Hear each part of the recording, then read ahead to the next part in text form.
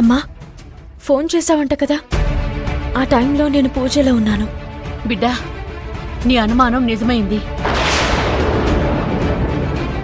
ఆ యమజ మీ అక్క కాదు.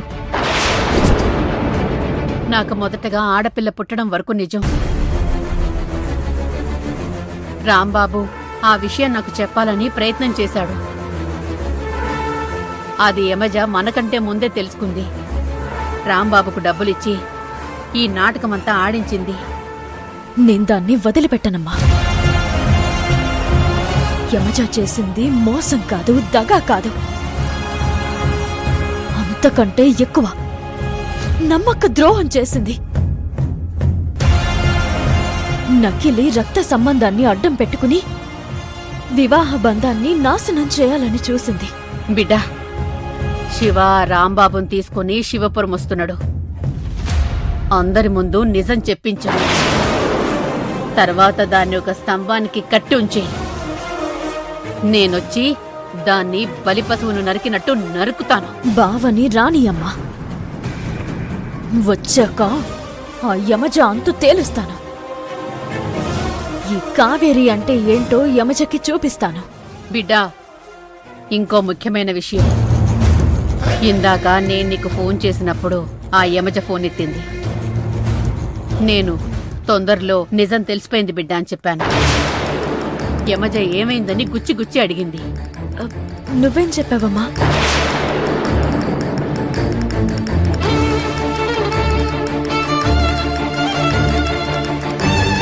శివ, స్నేహ మాకు చెప్పకుండా ఫారెన్ వెళ్తున్నారు, అదే నీకు డౌట్ వచ్చిందని చెప్పాను.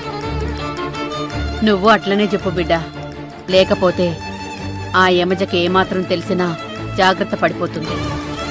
సరేనమ్మా, నేను చూసుకుంటాను.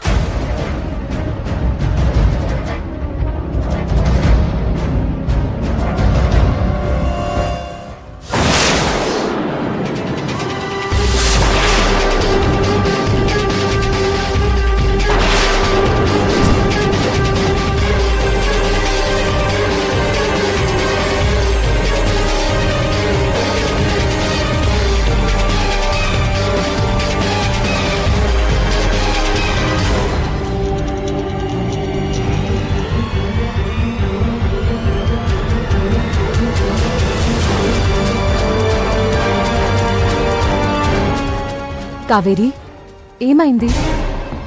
ఏం లేదక్కా, అమ్మ ఊరి విశేషాలేవో చెప్తుంది.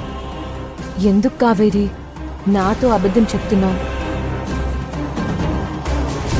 ఇందాక అమ్మ కూడా అంతే, ఏదో నిజం తెలిసింది అన్నట్టు మాట్లాడింది. నా దగ్గర దాపరికాలా? అదేం లేదక్కా. శివబావ, స్నేహ ఫారెన్ వెళ్ళిపోతున్నారు, దాని గురించే. అమ్మ కూడా అదే విషయం చెప్పింది. ఇంతకీ ఎందుకు వెళ్ళిపోతున్నారు? నేను చేతులారా నా జీవితాన్ని నాశనం చేసుకుంటున్నానని బావ నా మీద కోపంతో ఈ పని చేస్తున్నాడు. అది నాకు వేరే వాళ్ళ ద్వారా తెలిసింది. అదే విషయం అమ్మకి చెప్పాను. మరి అమ్మ అడిగిందా? అడిగిందక్కా. అక్కడేదో జాబ్ వచ్చిందని చెప్పాడంట. అందుకే నువ్వేం టెన్షన్ పడకమ్మా, నేను శివ స్నేహాల సంగతి చూసుకుంటాను అని చెప్పాను. అంతే, అంతకు మించి ఏం లేదు. నువ్వు చెప్పేదంతా నిజమే కదా? ఈ అక్క బాధపడుతుందని ఏమీ దాచడం లేదు కదా? అయ్యో అక్క, నీ దగ్గర నేనేమైనా దాస్తానా? నువ్వంటే నాకు ఎంతో ఇష్టం.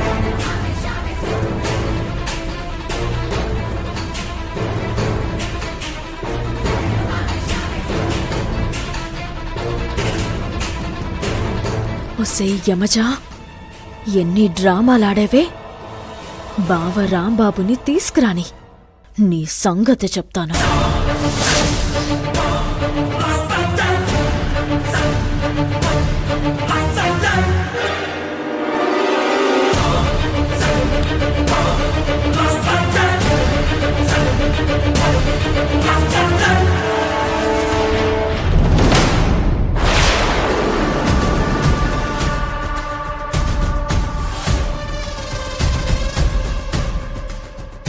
ఏదో తేడాగా ఉంది. కావేరి ఇది వరకిట్లా లేదు.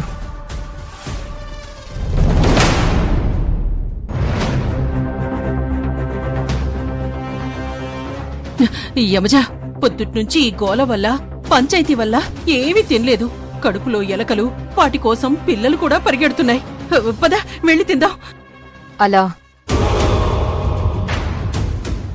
నాకు డౌట్.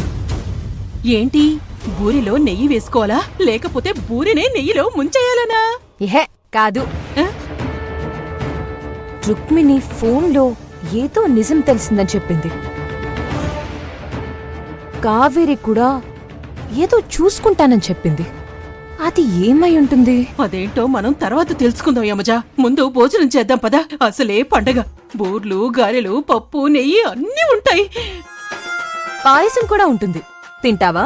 ఆ, ఆ, వద్దు. నేను పాయసాన్ని బ్యాన్ చేసేశాను.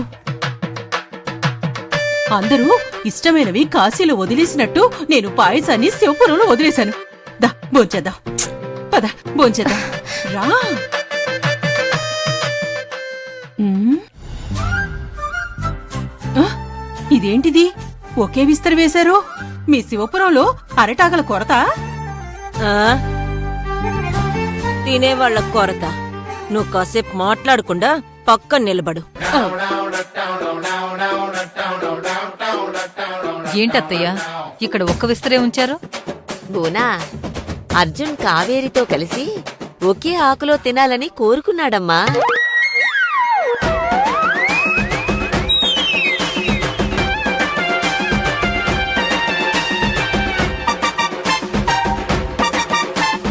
నాని, నేనెప్పుడు అలా అడిగాను?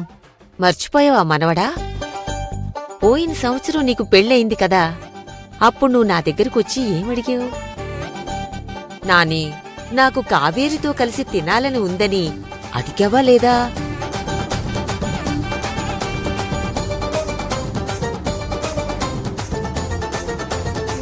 అడిగాను, కానీ కానీ లేదు, అనా లేదు. నువ్వు అప్పుడు అడిగావు, నేనిప్పుడు తీరుస్తున్నాను.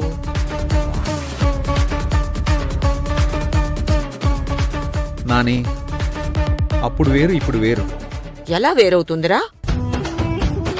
అప్పుడు కొత్తగా పెళ్ళయింది, ఇప్పుడు పెళ్ళయి సంవత్సరం అయింది, అంతే కదా? లేదు నాని, నాకిప్పుడు ఇష్టం లేదు.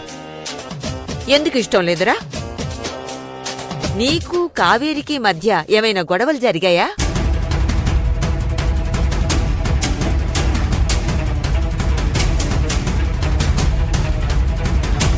అందుకేనా ఇద్దరూ ఎడమొహం పెడమొహం పెట్టుకుని కూర్చుంటున్నారు?